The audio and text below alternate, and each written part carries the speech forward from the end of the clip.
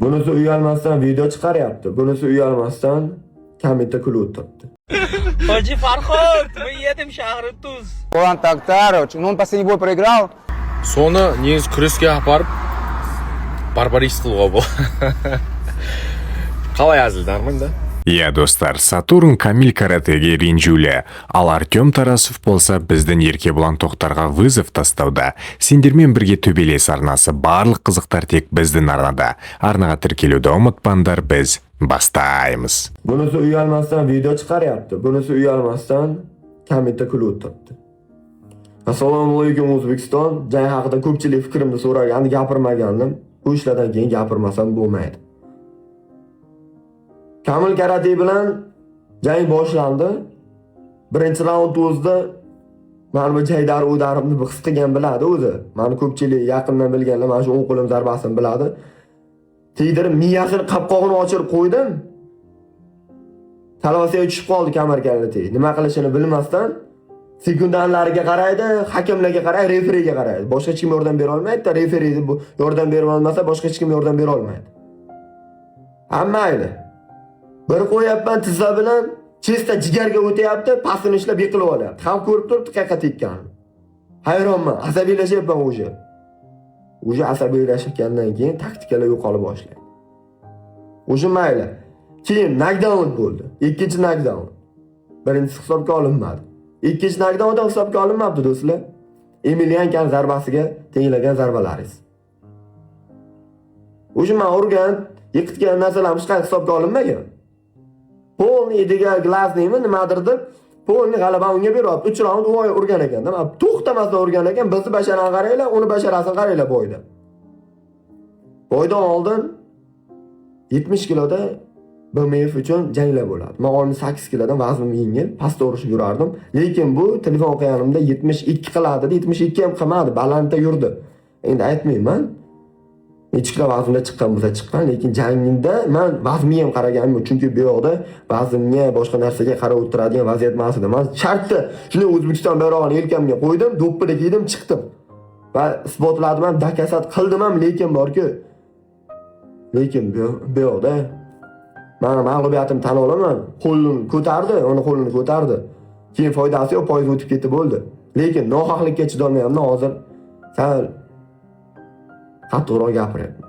Endi bo'lsa Erkabulon kulyapti. Erkabulonjon, aylanib ketayin. Sen kulishdan charchamayapsan. Buni ortida hali kattagina jazo turibdi. Sen kuluv.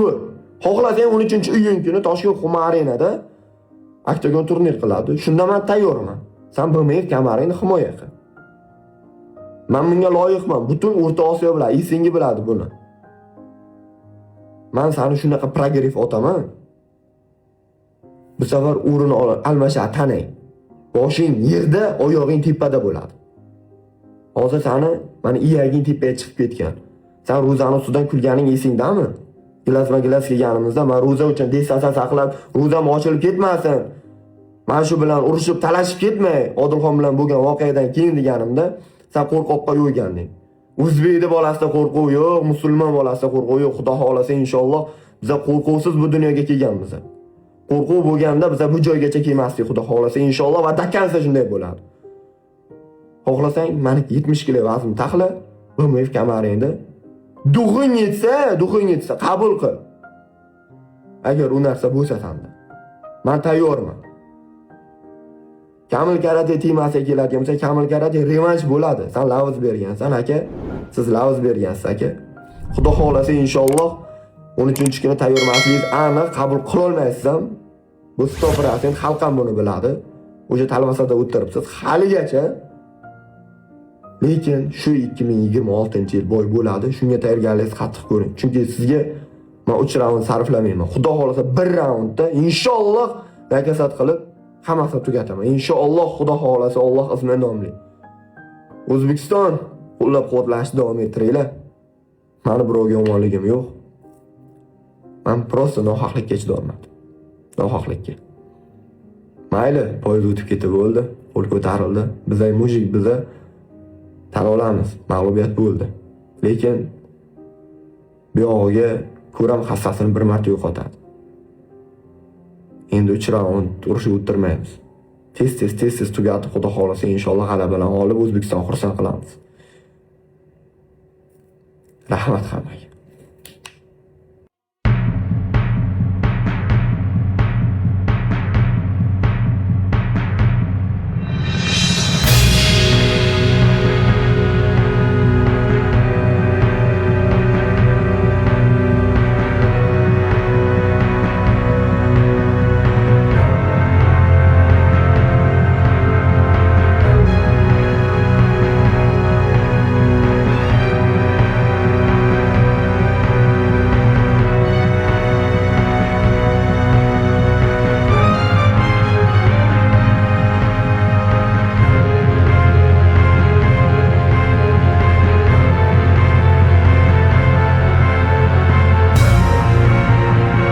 Тактара, ну он последний бой проиграл.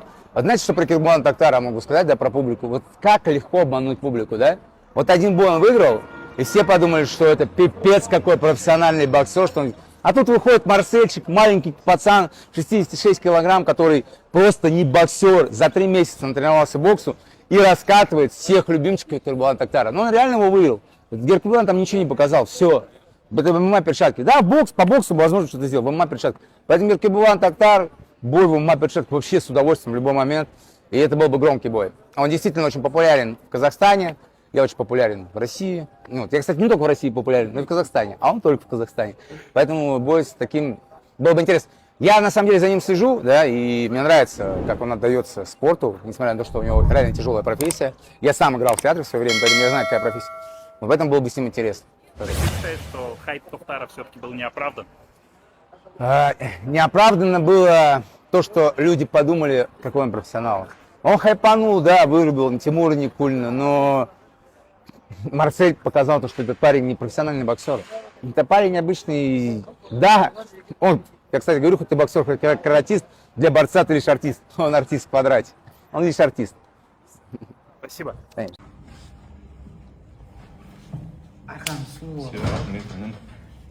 Арқа су емес теру. Инстаграм 001 Ера 01. Білет балалар, білет. Мен де білем сен Инстаграм. Сізге жазамын, бірақ сіз қарамайсыз да, бір запрос. Мен енді пиздеспін ғой.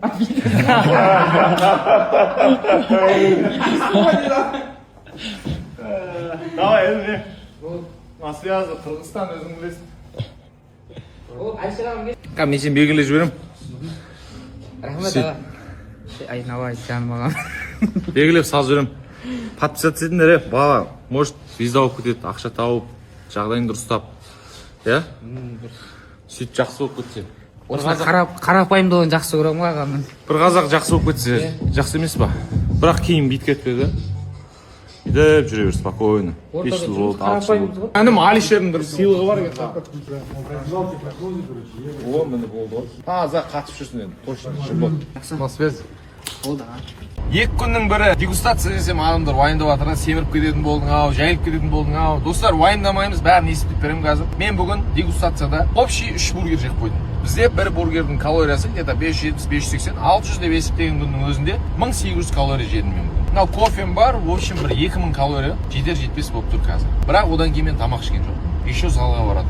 Мен залға барып, где-то 1500 калориям жағып жіберем и тамақ ішпей солай ұйықтаймын. Бірақ менің организмім истощаться етпеу керек та, мышцам кішіремеу керек. Сол үшін мен тамақ емес, мен белокты отдельно қабылдауым керек. Мышцы қалады, бірақ артық салмақ жиналмайды да. Сол үшін мен... Иә, достар, не ойлайсыңдар? Сатурн мен Камиль Каратэ реванш болса, кім жеңеді? Еркебұлан Тоқтар мен Артем Тарасов екеуі шықса, кім жеңеді? Комментарийға өз ойларыңды жазып кетіңдер. Сендермен болған төбелес арнасы барлық қызықтар тек біздің арнада. Арнаға тіркелуді ұмытпаңдар. Қош аман, сау болыңдар.